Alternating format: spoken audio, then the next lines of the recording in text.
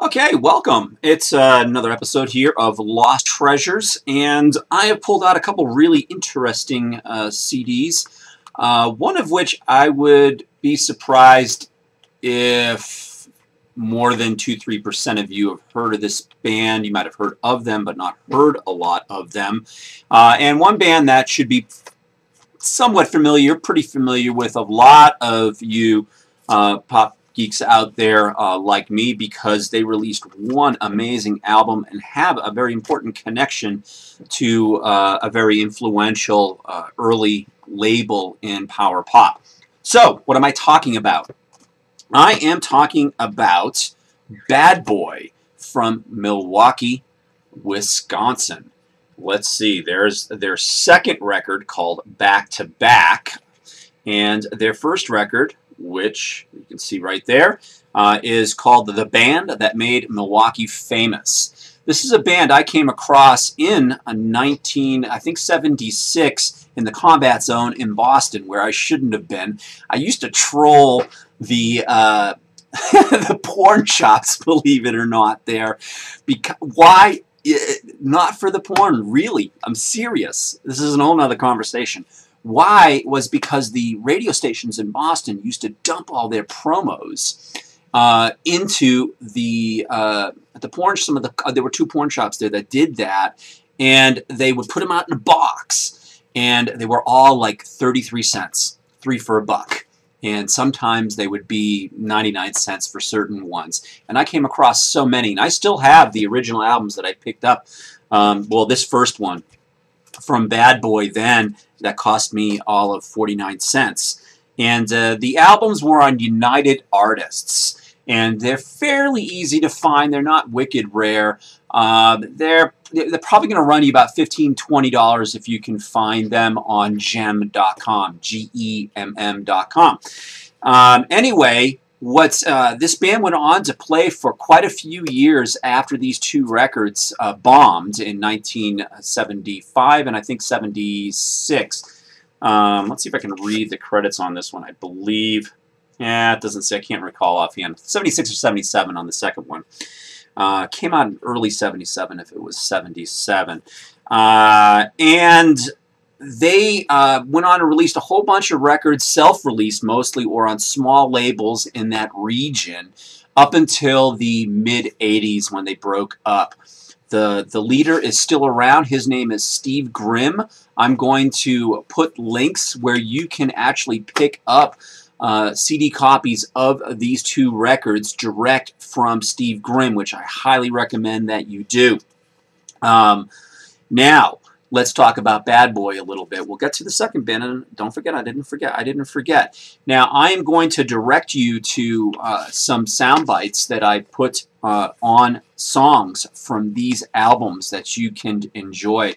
And I think it's really a very interesting story, because this band is not a power pop band. They were more a melodic hard rock band.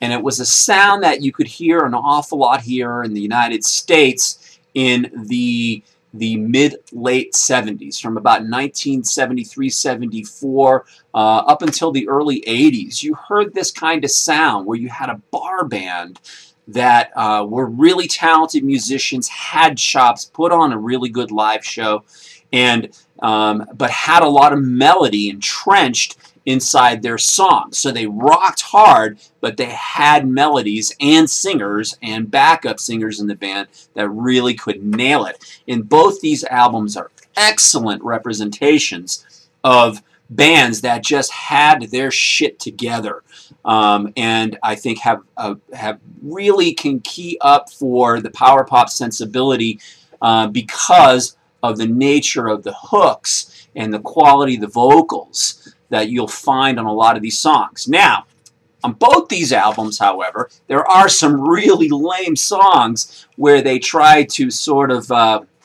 weave in the sounds of the time to try to create a hit single.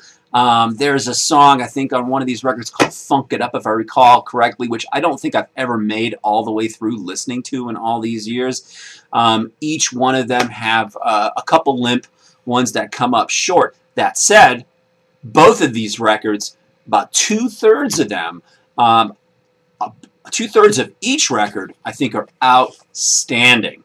And I very, very highly recommend. So listen to them and enjoy here. Now, the second band we're going to talk about is Secrets, otherwise known as The Secrets with a apostrophe. Let's see if you can see that apostrophe there. Can you see that apostrophe? I guess because there probably was another band that was around at the time. They were from Kansas City, Missouri, if I'm not mistaken. Pretty sure because they had a connection to the Titan Records label, which in the late 70s and early 80s released some very, very important power pop. And you can find a compilation of the Titan Records story on, geez, I'm drawing the blank. God. Oh, I'm sorry. Ken Shipley, I'm sorry. I'm just drawing a blank on the name of your label right now, and that's inexcusable. But I'll have a link to the label here below. And recently, there's an upcoming 4 LP compilation of stuff on that's coming out in I think October or November for Titan Records. Anyway, they released a single from The Secrets, and they had another single as well. And I found some information inside this band on this very, very wickedly obscure book that came out in the early 90s called Pop Power from Emmett McAuliffe. And in the early days of Not Lame, I think for just a few months, we sold this in the mail order catalog and on the website for a very short time, I think in 1996. This is horrifically rare. You're not going to find this. If you find this, be prepared. You're going to drop at least $150 is my guess if anybody parts with it. Anyway, inside here on The Secrets, I found out that there was another, where did that go? Another single that they had that's very, very rare that came out in 1982. This band ended up getting a record deal on a RCA affiliate called Wi-Fi. I believe they only released 2 albums on this subsidiary, Wi-Fi, one from Robert Ellis Oral called Fixation. We're going to talk about that record because Robert Ellis Oral was from Boston in those days, and it is a gem. So we'll talk about Fixation on future episodes of Lost Treasures. And then there was The Secrets, which you can find a vinyl copy of. It's never been on CD.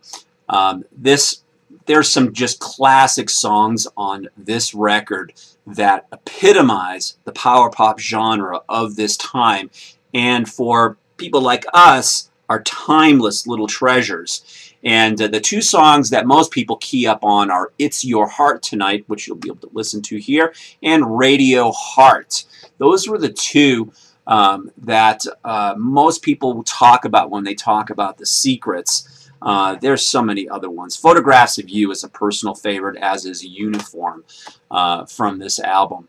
They did break up after this, and I wouldn't be surprised if there were some demos that are out there somewhere, because I remember hearing mumblings that they were working on a follow-up to this record, but nothing ever came to surface. So there you go. Lost Treasures is done for this episode. Get in there and listen to some of the samples of these, and go around and troll the blogs and see if you can find some copies of these albums. But with Bad Boy, if you like what you hear, please go to Steve Grimm's site and buy the CDs that they offer for these 2 albums and the rest of the Bad Boy material as well.